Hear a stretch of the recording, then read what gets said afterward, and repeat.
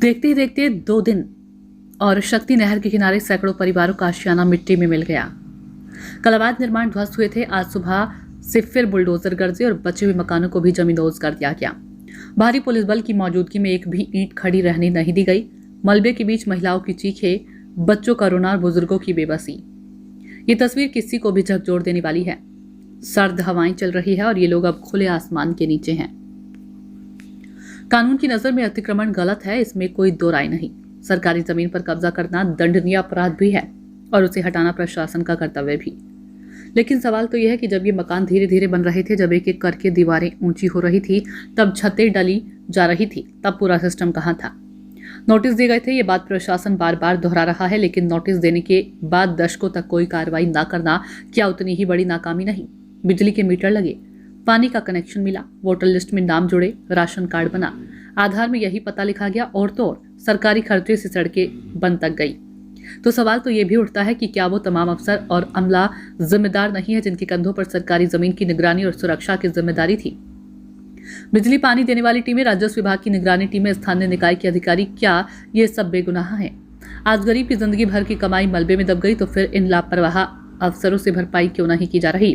क्या सिर्फ गरीब को ही कानून की मार झेलनी है और सिस्टम की नाकामी का खामियाजा सिर्फ वही भुगतेगा? कानून कहता है अतिक्रमण की सूचना मिलते ही 15 से 30 दिन में बेदखली होनी चाहिए, फिर दशकों तक खामोशी क्यों? अगर वक्त रहते कार्रवाई हो जाती तो आज किसी गरीब की जिंदगी भर की कमाई मलबे में नहीं दबती।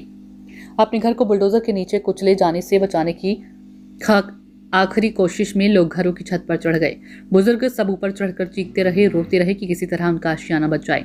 कुछ लोग तो जेसीबी मशीन के आगे खड़े हो गए ताकि बुलडोजर आगे ना बढ़े, लेकिन मिनटों में वे छतें भी मलबे में तब्दील हो गई।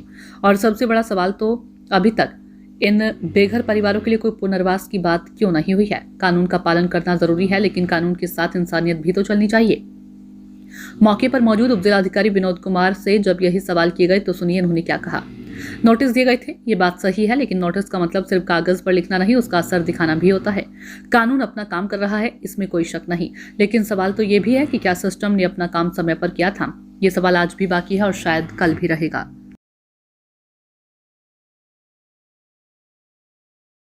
ये जो कल से कार्रवाई सरकारी जमीनों को कब्जे मुक्त कराने की चल रही थी, ये अभी आज जारी है और अभी सुबह से करीब 30 के आसपास संरचनाएं ध्वस्त की गई हैं और जो शेष बची हैं उनको किया जा रहा है। कुछ लोगों के द्वारा जो अभिलेखों का और पैमाइश को लेके कल भी विरोध किया गया था, आज भी विरोध किया गया है, तो उसमें जो टीम गठित की गई है, 5 टीमें, वो उसका मौके पे वेरिफिकेशन भी कर रही है और उसके बाद कार्रवाई की जा रही है। ये जो अभी कार्रवाई चल रही थी, उसी दौरान यहाँ पे मेडिकल की टीम पहले से ही तैनात की गई थी और पूर्व में लोगों को सूचित भी किया गया था, तो मेडिकल की टीम ऑलरेडी यहाँ पे अभी राजस्व की टीम है, फायर की टीम है और पुलिस की है और यूजीवीएनएल की टीम है। 2023 में यूजीवीएनएल के द्वारा कार्रवाई की गई थी और उसके बाद जो अवशेष है उस पर अब कार्रवाई की जा रही है।